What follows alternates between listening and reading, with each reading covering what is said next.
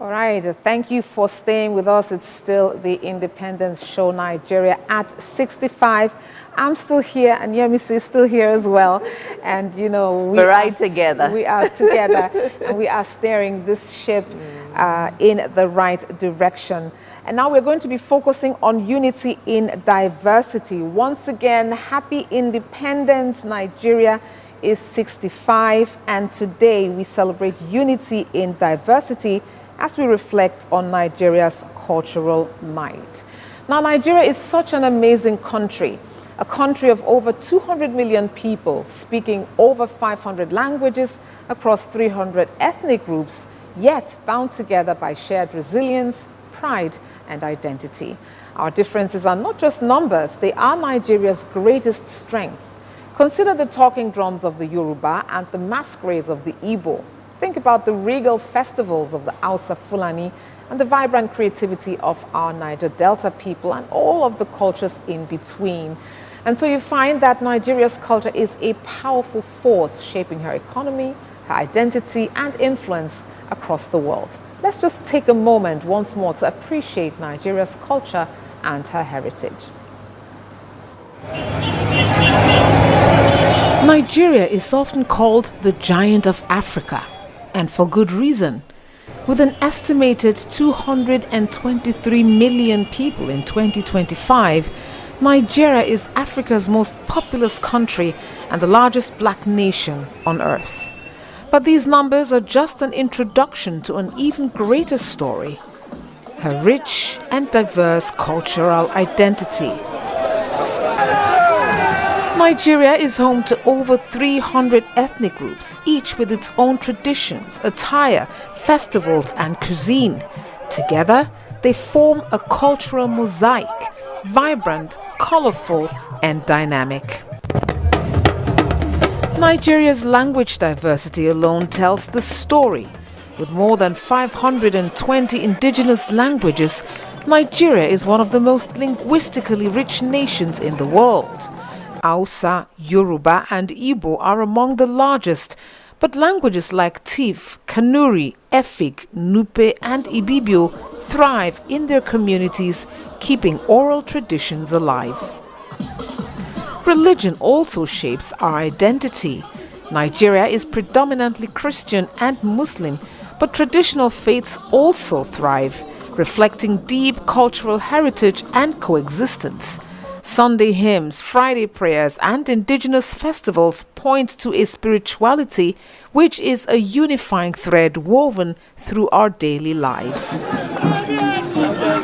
This is Nigeria's cultural tapestry.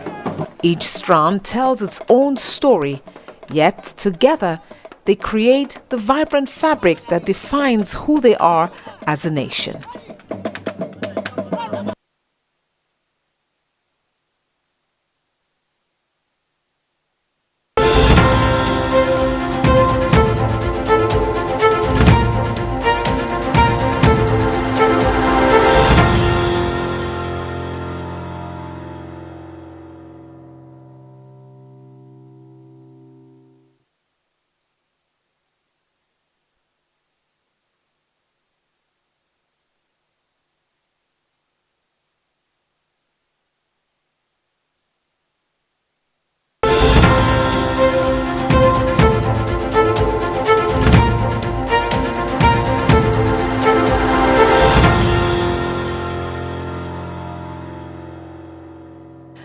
All right, once again, as Nigeria marks 65 years of independence, we are reminded that our strength lies not only in our numbers or natural resources, but also in our rich and diverse culture.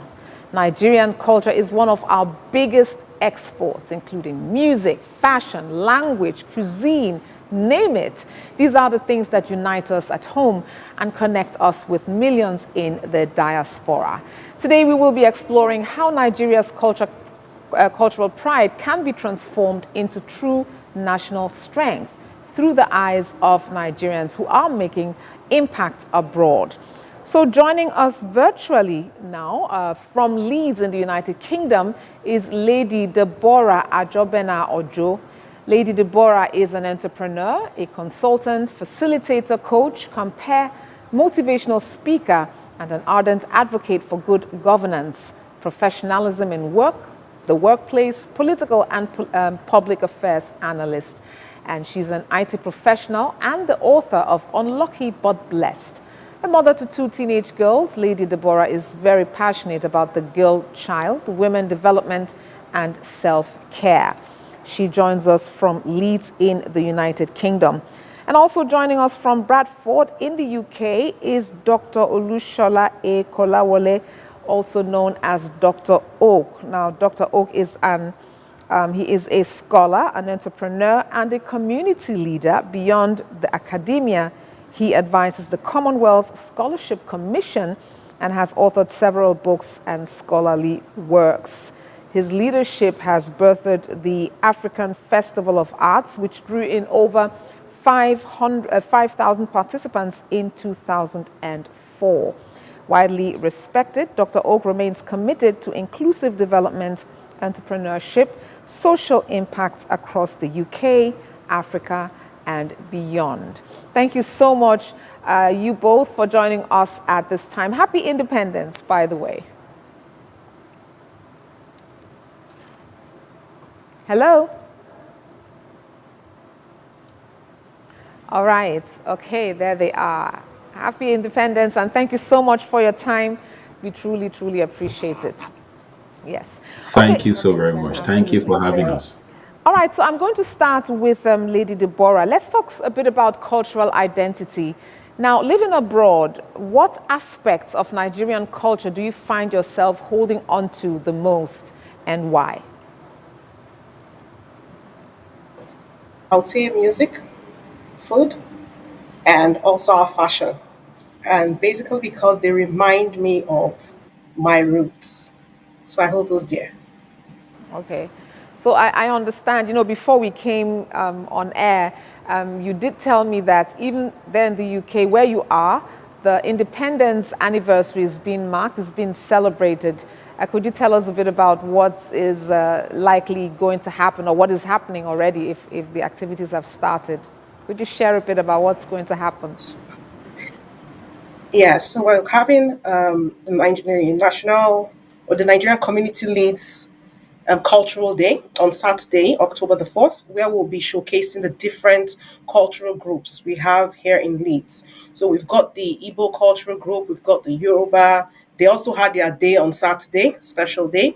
We've got the Aqua Cross, comprising of the Akwa Ibom and the Cross Riverines. We've got the Delta group, Edolites, and so many other cultures will be there to display fashion, dance, drama, food, and everything you can imagine. So it's going to be a fun packed and power packed presentation of our culture come October 4th. Interesting.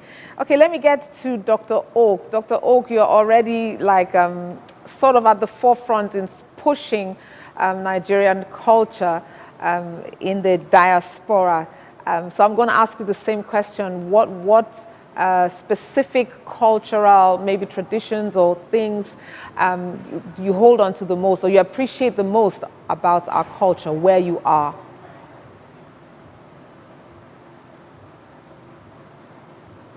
Can you hear me? Okay. Okay, for some reason we're not. Yeah, can you hear me now? Yes, please, go I ahead. don't know if it's okay. Okay. Go ahead. So thank you so much for this opportunity. And I think I will go with what Deborah said. Food is very important to me, especially Nigerian food. So I hold this very dear to my heart. Clothing is another thing. Okay. If not because I've got a lecture today, I will have put on my African attire because this morning we raised the flag of Nigeria at the city center of Bradford, and we do that every year. But unfortunately, because I've got a lecture, I couldn't attend. Some of my colleagues had to do that on our behalf. Yeah, so clothing is one of them. Food is one of them. I love my music.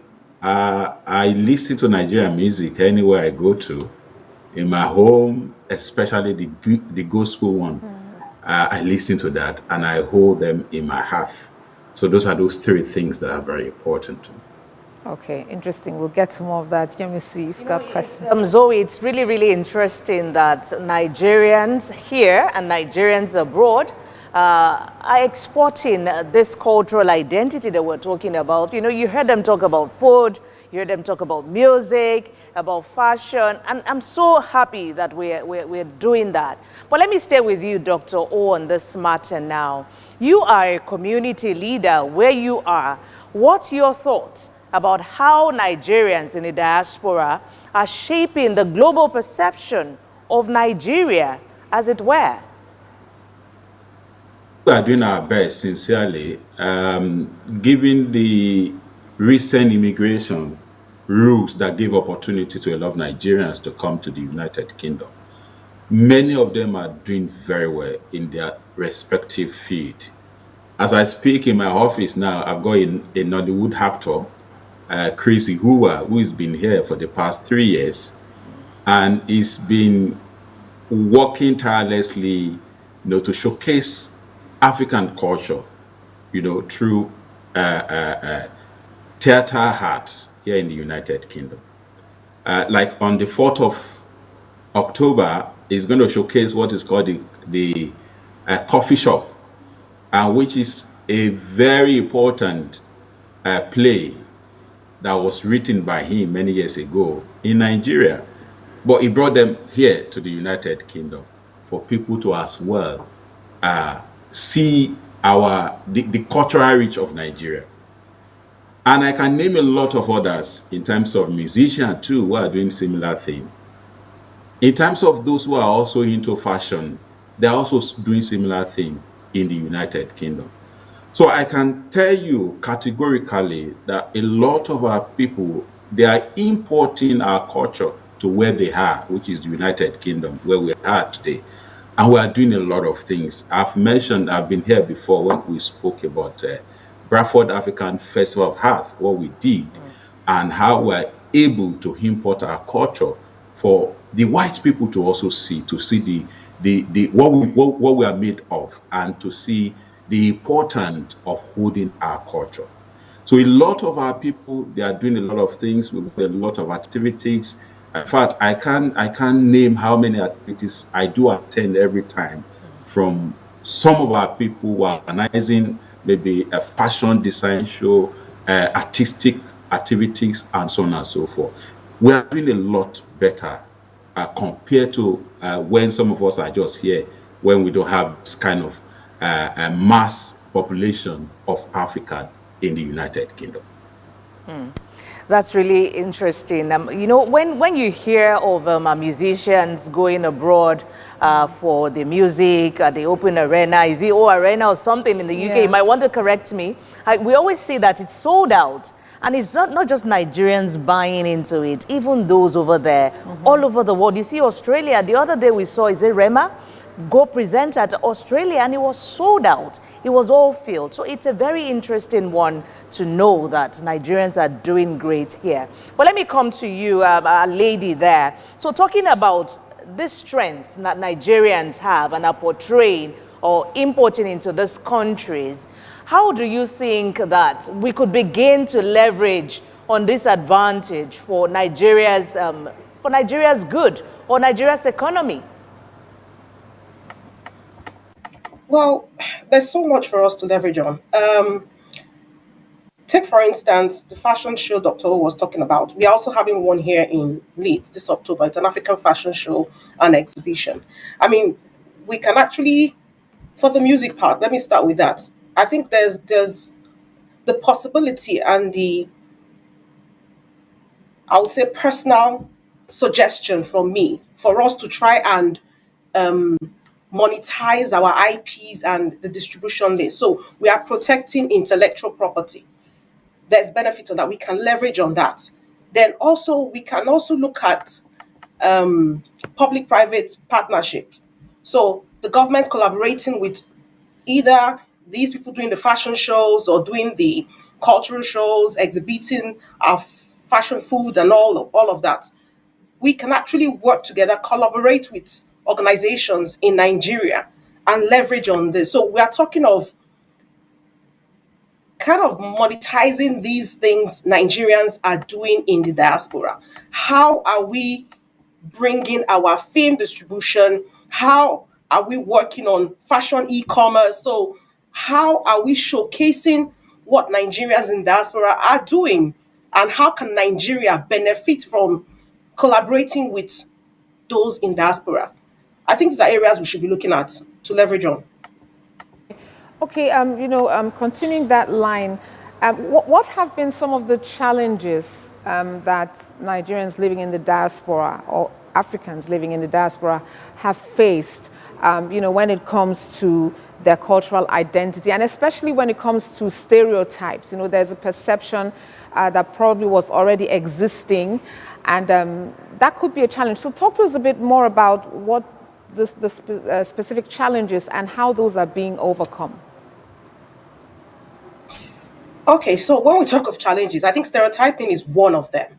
So most times we are faced with the idea of when you hear Nigeria, the next thing that comes into your mind is migrants, crime. Those are the kind of things you have. Even in when you talk about people trying to get jobs, you find out that some employers are actually very skeptical about taking Nigerians because of the perception, or what we are kind of like known for, due to a few that have perhaps tarnished the image of the country.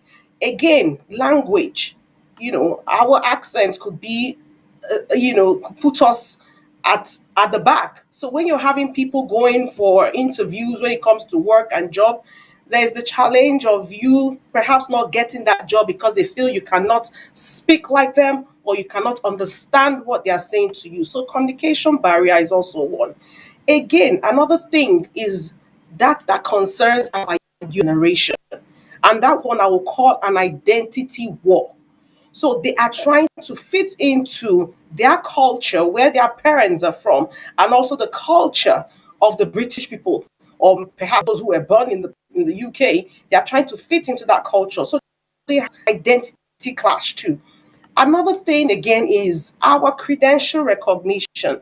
So most times we find out that for those perhaps who are professional workers, or even those with special skills, you find that occasionally there is discrimination. So even if you're in that workplace, the fact that you're a Nigerian, you're black skinned, you might not be able to climb that, you might not be selected to go for that training course because they feel you don't deserve to be there.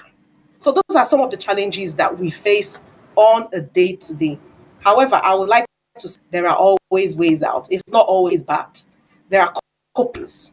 So there are people who tell their stories, and these stories should be broadcasted wide. People should understand that they are able to overcome these barriers. Also by joining, their groups, their cultural groups, their Nigerian groups, or their communities, wherever they are. Very important. I'll stop here. Thank you so much. So let me get to Dr. Oak. Talking about cultural tourism, right? We are beginning to see a lot of people, maybe some Africans or even Nigerians who were born abroad, and they sort of want to reconnect with their roots. In America, you have some African Americans who, they take some tests and they realize, they can trace their ancestors all the way back to Ghana or to Sierra Leone, and then they want to come to those countries to visit. What has to be in place for us to really explore that sector, whereby people not just, they don't just come and see maybe artifacts, they actually experience, they have a cultural experience, as opposed to just coming to see maybe some artifacts, some statues, some of these things. So how can we leverage on cultural tourism, where people have the experience of the culture and the traditions, as opposed to just having a look? Thank you so much once again. I think I want to mention that government has a part to play in that. They need to give us an enabling environment to do that. Anyone that want to go to Nigeria now, they want to be careful. They don't want to go to some certain area in Nigeria. So we need to actually work on our security system. that will be able to allow people to travel freely without any issue. An individual like myself, yourself, we can't do anything about that except the government are involved. So the first step is that government needs to see tourism as an opportunity as well to develop the country. In fact, if there is anything that is developing city like London, city like Edinburgh, for example, I think tourism is one of them. And it's because of the involvement of the government within the United Kingdom. So coming back to Nigeria, government has a lot of things to do. The Minister of Culture, they've got a lot of things to do. I was going through the ministry website sometimes ago. I noticed they've got a department for culture, for tourism. I'm not sure what they are doing, but I think they have to do a lot of things to promote our country. What we are seeing outside is also important. You media too, you have something to do when it comes to tourism as well. I wouldn't want to go to a country where I know that, oh, if I go there, they're going to kidnap me based on what we are sharing on our news, on our social media. So again, what is going out there is also very important. These are the things that will also, you know, give people opportunity to see, I want to visit this place. How much do we even advertise our work? How much do we even promote our work? So it is very important. Deborah did mention that some of us who are here, how much do Nigerian government, do they even have interest in us? Do they have interest in what we are doing? If those interests are not there, there is no way we can promote tourism activities in Nigeria. So what we are giving out, the way we are promoting the activities of our actors, of our musicians, of some of these heritage sites in Nigeria, they are very important. If you go to Ondo State in Nigeria, you will see that we've got a lot of tourist centers there. But are we promoting them? If they are not known, nobody will want to visit the site. So I think the government, the media, even ourselves, we have a lot of things when it comes to that. So how we mentioned that what we need to do is to ensure that those sites are being promoted.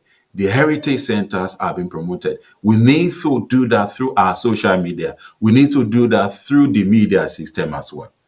And another thing that I think is very important, we need to involve the private organization to get involved in some of these things. And that is, we are not doing that in Nigeria. Now, if you come to the United Kingdom, some of these heritage centers are being given out to private organization to monitor, to manage. And by doing that, we'll be able to attract more people to visit our country. And these are some of the ways we can do to ensure that we promote tourist system in Nigeria. And that's where I'm going to stop.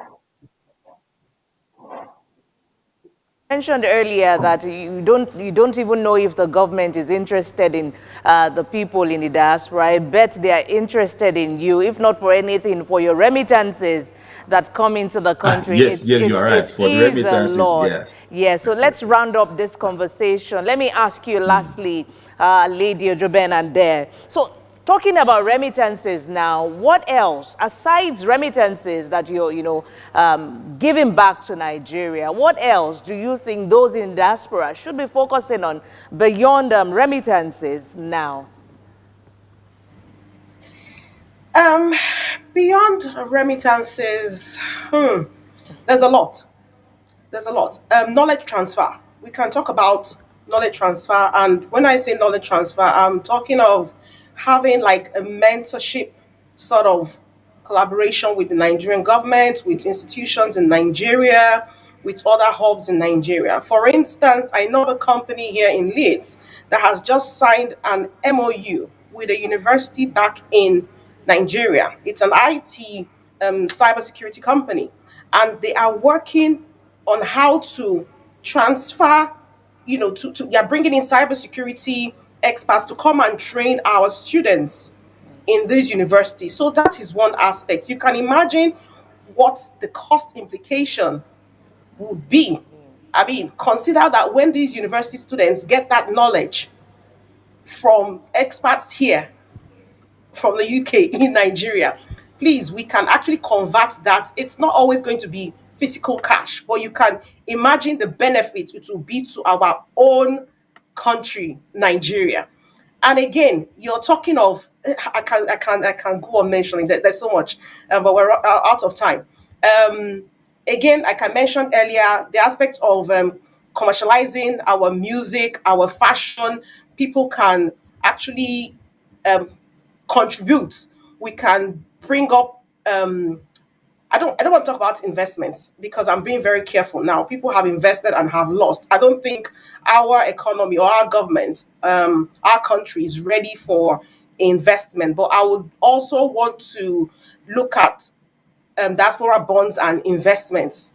So kind of like low risk instruments, diaspora funds can be transferred and all of that. Again, um, putting policies which people can take, for instance, tax reduction, or even at a certain point, they are not being told to pay tax for certain things they are bringing in.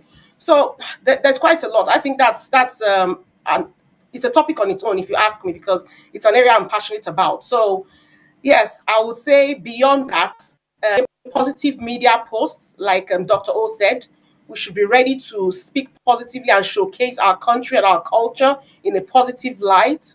Again, advocacy and diplomacy. Please, our people back home, our governments should try and work with diasporans here, because we can use our influence here to lobby for trade, lobby, I mean, and this also includes cultural trade, and have favorable bilateral agreements. These are aspects that we are not even looking into. We should look at, I'm so surprised. I don't even think we have ambassadors yet. And even some states should be looking at having direct investments, interactions with their, if I would say, their origin, their citizens, I'll call them, in the diaspora. What engagements are they having to encourage people to come and bring their ideas, sell our culture? Because the truth is, there is wealth in our culture if only we can showcase and we can prove to other nations that we know what we are doing as a country. Let me Absolutely. pause. Thank you so much. We're going to keep this conversation ongoing because it's important. And even as we commemorate Nigeria's 65th independence, we must think about these things, exporting our culture, having our culture and our traditions be what unites us as a country. I'd like to thank you so much, Lady Deborah Adre-Bena-Ojo, consultant, entrepreneur, and professional in Leeds, United Kingdom, and also Dr. Olushola M.A. Kolawole, aka Dr. Oak, and you are in Bradford, academic entrepreneur and community leader. Thank you so much for your time. We greatly appreciate it. Once again, happy independence. Do enjoy the rest of your day. Thank you very much and happy independence. Thank you God for bless. having us. Absolutely. Take All right, there is so much.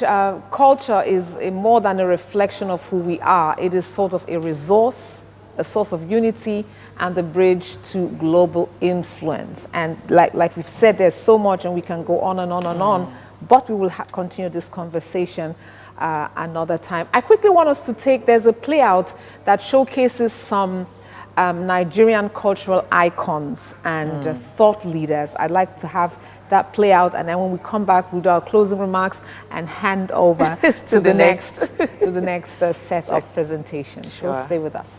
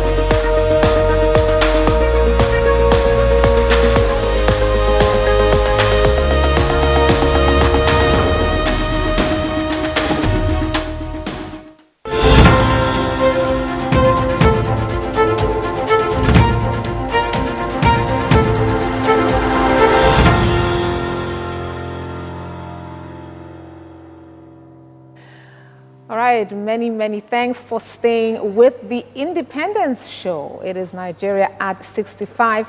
And after now, coming up next, we're going to have, our youngies, sorry. They're going to be taking over, and they're going to be looking at youth and innovation. They're going to be looking at building the next 65 years.